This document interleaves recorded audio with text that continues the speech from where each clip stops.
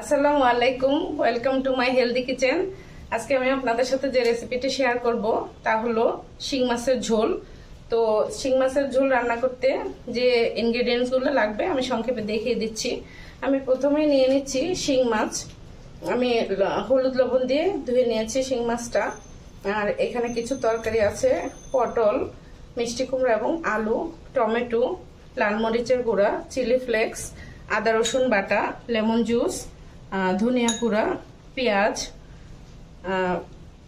কাঁচামরিচ এবং রাঁধুনি মশলা। ভিউয়ার্স, আমি প্রথমে মাছটা একটু লবণ, হলুদ, চিলি ফ্লেক্স এবং লেমন জুস দিয়ে ম্যারিনেট করব।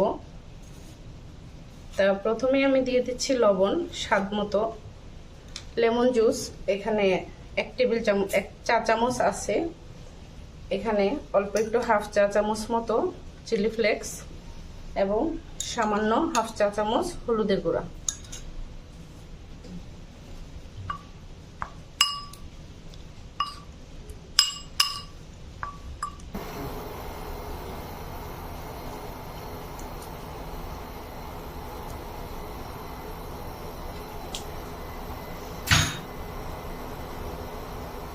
ভিউয়ার্স, আমি আমার আগের ভিডিওতে বলেছিলাম যে মাছ যখন আমরা ভাজবো তার আগে যদি আমরা একটু লেমন জুস দিয়ে ম্যারিনেট করে রাখি তাহলে মাছটা একটু জুসি জুসি থাকে। ভাজার পরেও এবং রান্না করার পরেও মাছটা হার্ডনেস হয় না। তো সেজন্য আমি লেমন জুস দিয়ে ম্যারিনেট করে রেখেছিলাম 2-3 মিনিট। এখন আমি মাছগুলা একটা একটা করে ভেজে নেব।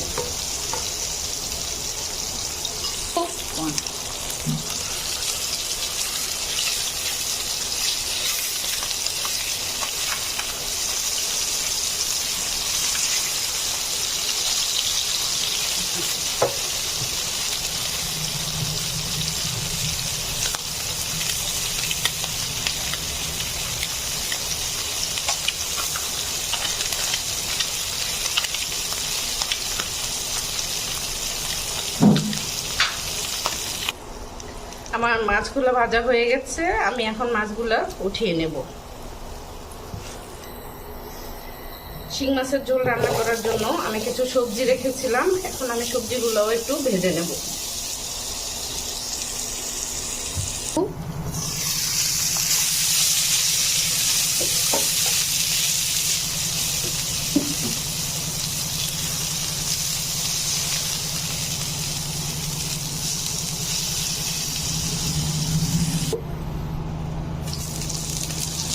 আমার সবজিগুলো ভাজা হয়ে গেছে, এখন আমি সবজিগুলো উঠিয়ে নেব। ভিউয়ার্স, আমার মাছ এবং সবজি ভাজা হয়ে গেছে, এখন আমি চলে যাব মূল রান্নায়।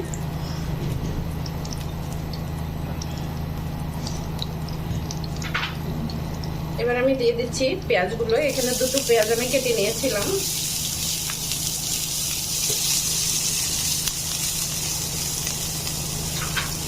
পেঁয়াজগুলো আমি একটু ব্রাউন করে ভেজে নেব। আমার পেঁয়াজটা ভাজা হয়ে গেছে, এখন আমি দিয়ে দেব আদা রসুন বাটা। এখানে আমি 2 চা চামচ আদা রসুন বাটা দিয়ে দিচ্ছি।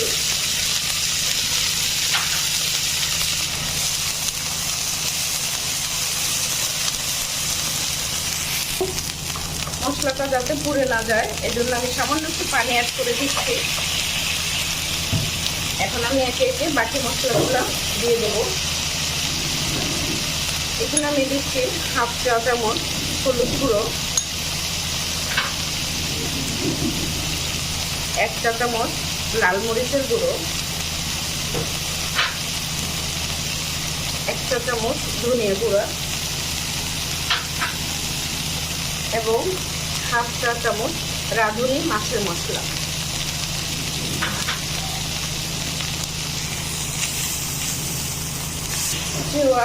মশলাটা আমার রেডি হয়ে গেছে, এখন আমি একটু মাছগুলো দিয়ে দেবো। মাছগুলো দিয়ে নেড়ে চেড়ে একটু মশলাটা মিক্স করে নেব।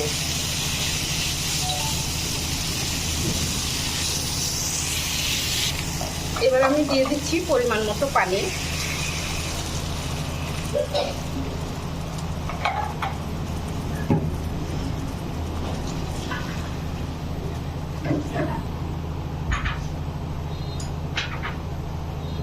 এখন আমি দিয়ে দেব ভেজে রাখা সবজিগুলো।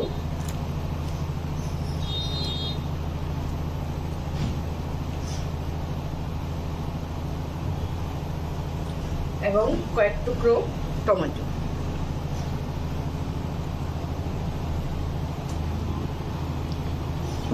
এবং আমি তরকারিটা ঢেকে দিচ্ছি। 3 থেকে 4 মিনিট আমি এভাবে ঢেকে রান্না করব।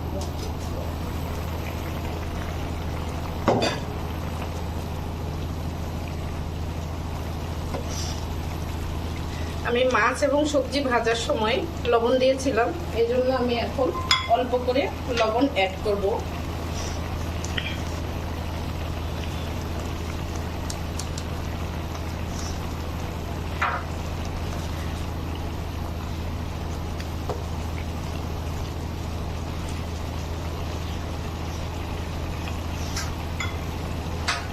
এবং কয়েকটা কাঁচামরিচ অ্যাড করে দিলাম।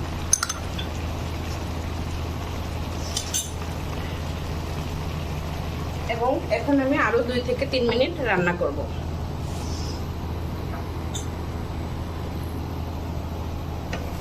ভিউয়ার্স, আমার শিং মাছের ঝোল রান্না হয়ে গেছে, এখন আমি নামিয়ে নেব। তৈরি হয়ে গেল আমার ডেলিশিয়াস শিং মাছের ঝোলের তরকারি। তো আশা করি আপনারা বাসায় ট্রাই করবেন, আমাকে কমেন্টে জানাবেন, আমার ভিডিওটিতে লাইক দিবেন এবং আমার চ্যানেলটি সাবস্ক্রাইব করবেন। আসসালামু আলাইকুম।